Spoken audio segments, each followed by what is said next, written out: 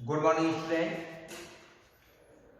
इस वीडियो में अपन H2 का जो निर्माण है किस प्रकार से होता है, H2 का फॉर्मेशन कैसे होता है और कौन सी थ्योरी के अकॉर्डिंग, बीबीटी थ्योरी के अकॉर्डिंग H2 कैसे बनता है।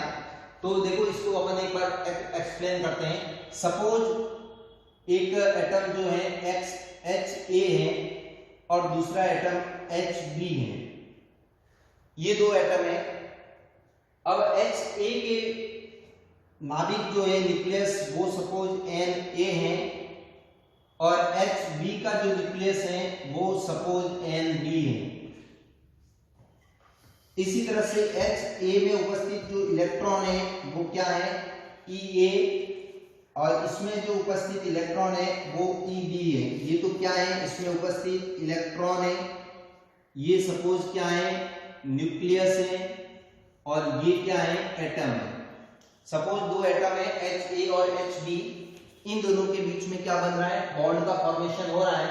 ये इस तरह से H और H, सपोज इन दोनों के बीच में ये क्या बनता है, बॉन्ड का फॉर्मेशन बनता है। तो कैसे बनता है, अब देखो जब ये दोनों एटम एक दूसरे के समीप आते हैं, एक दूसरे के क्लोज आते हैं, तो उनके बीच में क्या लगता है, कुछ अट्रैक्शन फोर्स भी लगते हैं, साथ में कुछ रिपल्सन फोर्स भी लगते हैं। तो देखो अट्रैक्शन फोर्स कहाँ लगता है, इसमें जो अट्रैक्शन फोर्स है वो अट्रैक्शन फोर्स कहां पर लगते हैं। तो अट्रैक्शन फोर्स एक तो कहां लगता है, ऑपोजिट चार्ज के बीच में लगेगा। अट्रैक्शन फोर्स कहां लगेगा, ऑपोजिट चार्ज के बीच में लगेगा। तो एक तो कहां लगेगा, मतलब कि इस Na और Ea के बीच में, किसके बीच में लगेगा, Na और Ea के बीच में, मतलब A परमाणु के न्यूक्लियस और A परमाणु के इलेक्ट्रॉन के बीच में लगेगा। इसके अलावा कहां लगेगा, इस Nb और Eb के बीच में अट्रैक्शन फोर्स लगेगा। यहां पर भी अट्रैक्शन फोर्स लगेगा क्योंकि इस पर पॉजिटिव चार्ज है, इस पर नेगेटिव चार्ज है। इसके अलावा अट्रैक्शन फोर्स कहां लगता है, Na और Eb, Na और Eb इनके बीच में भी क्या लगता है, अट्रैक्शन फोर्स लगता है। यहां पर अट्रैक्शन फोर्स, यहां पर भी अट्रैक्शन फोर्स लगता है, यहां पर भी अट्रैक्शन फोर्स लगता है। इसके अलावा इन दोनों के बीच में, किसके बीच में, Nb और Ea के बीच में, Nb और Ea इनके बीच में भी क्या लगता है, अट्रैक्शन फोर्स लगता है। तो अट्रैक्शन फोर्स तो इस प्रकार से न्यूक्लियस और किसके बीच में लगता है, इलेक्ट्रॉन के बीच में। इलेक्ट्रॉन उसी कंपाउंड एलिमेंट का हो सकता है और दूसरे का भी हो सकता है। एक इसी तरह से कौन से फोर्स लगते हैं, रिपल्सन फोर्स लगते हैं। अब रिपल्सन फोर्स कहां लगते हैं, देखो रिपल्सन कहां लगेगा, जहां पर सेम चार्ज होगा, या तो पॉजिटिव पॉजिटिव के बीच में रिपल्सन होगा या नेगेटिव नेगेटिव के बीच में। तो एक तो दोनों के न्यूक्लियस, इनके बीच में क्या लगेगा, रिपल्सन लगेगा, रिपल्सन फोर्स लगेगा। किसके बीच में, दोनों के न्यूक्लियस के बीच में, Na और Nb इन दोनों के बीच में क्या लगेगा, रिपल्सन फोर्स। इसी प्रकार से एक रिपल्सन फोर्स किसके बीच में लगेगा, इन दोनों के बीच में रिपल्सन फोर्स लगेगा। किसके बीच में, दोनों के इलेक्ट्रॉनों के बीच में, Ea और Eb इनके बीच में क्या लगेगा, रिपल्सन फोर्स लगता है। तो इस प्रकार से जब दोनों ये एटम एक दूसरे के क्लोज आते हैं, एक दूसरे के समीप आते हैं, तब उसमें दोनों प्रकार के फोर्स लगते हैं। रिपल्सन फोर्स भी लगता है और ये जो अट्रैक्शन फोर्स है वो भी लगता है।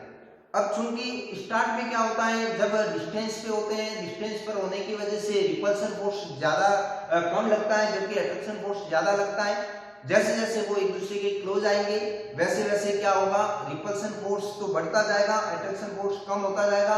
और एक कंडीशन ऐसी आती है, अगर इसको ग्राफ के द्वारा डिनोट करें तो ये इस प्रकार से, इधर तो लिख देते हैं इंटरन्यूक्लियस डिस्टेंस और इधर कर लेते हैं एनर्जी।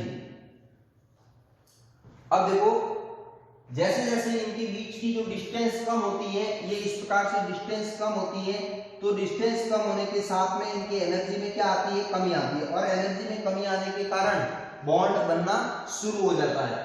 एक पॉइंट ऐसा आता है, एक स्थान ऐसा आता है क्या होता है, जो रिपल्सन फोर्स और अट्रैक्शन फोर्स से एक दूसरे को क्या कर लेते हैं, बैलेंस कर लेते हैं। और जहां पर ये बैलेंस करते हैं वहां पर क्या इन दोनों के बीच में बॉन्ड का फॉर्मेशन हो जाता है। यहाँ पर मतलब कि क्या बन जाएगा, बॉन्ड का फॉर्मेशन हो जाएगा।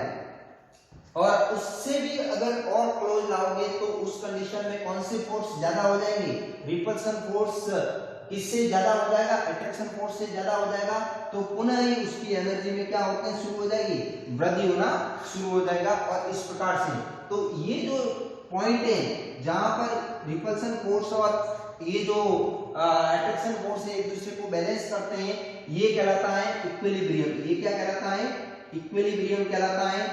और इसी कंडीशन में इनके बीच जितनी डिस्टेंस होगी, किसके बीच में, दोनों एटम के न्यूक्लियस के बीच में जितनी डिस्टेंस होगी वो ही डिस्टेंस क्या कहलाती है, बॉन्ड लेंथ कहलाती है। और उस बॉन्ड को क्लोज करने के लिए, तोड़ने के लिए, डिवाइड करने के लिए जो एनर्जी आवश्यक होती है वो एनर्जी क्या कहलाती है, बॉन्ड एनर्जी कहलाती है। तो इस प्रकार से जहां पर ये दोनों बैलेंस हो जाते हैं वहीं पर किसका फॉर्मेशन हो जाता है, बॉन्ड का फॉर्मेशन हो जाता है। अब इसमें भी दो प्रकार की स्थितियां हैं। एक स्थिति है जब दोनों के इलेक्ट्रॉन अगर सेम स्पाइन करते हैं, दोनों के इलेक्ट्रॉन सेम स्पाइन करते हैं, मतलब कि दोनों का अप स्पाइन हो ये इस प्रकार से, या दोनों का डाउन स्पाइन हो, तो फिर उसकी एनर्जी ज्यादा होती है।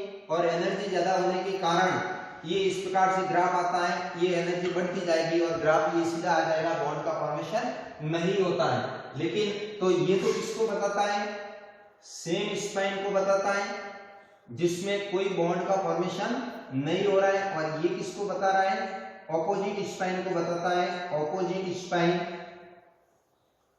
और इस ऑपोजिट स्पाइन में क्या हो जाएगा, ये इस प्रकार से एक अप है एक डाउन है, तो बॉन्ड का फॉर्मेशन हो जाता है। और यही जो R0 है, ये R0 क्या कहलाती है, उसकी बॉन्ड लेंथ कहलाती है। तो इस प्रकार से H2 के अंदर बॉन्ड का फॉर्मेशन हो जाता है। Thank you.